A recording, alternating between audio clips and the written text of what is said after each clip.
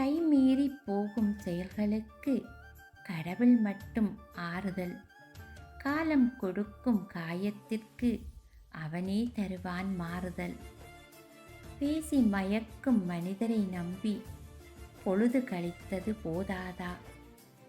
மௌன நிலையில் மூர்த்தியைக் கண்டு மௌனித்திருந்தால் ஆகாதா? காரணமின்றி பிறந்தவரில்லை, பிறப்பின் நோக்கம் அறிவாயா? பூரண ஒளியைச் சிந்தையில் கொண்டு தூக்கம் கலைந்து எழுவாயா? நோயில் தேகம் படுத்திடும் முன்னே நீலகண்டனை நினை மனமே. நிச்சயமில்லா நாளைய பொழுது விடிந்தால் அதுதான் பெரும் வரமே.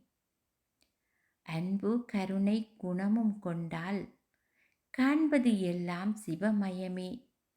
அகிலம் காக்கும் பரமனை எண்ணி தலைமேல் வைத்தேன் இருகரமே. ஓம் நம சிவாய.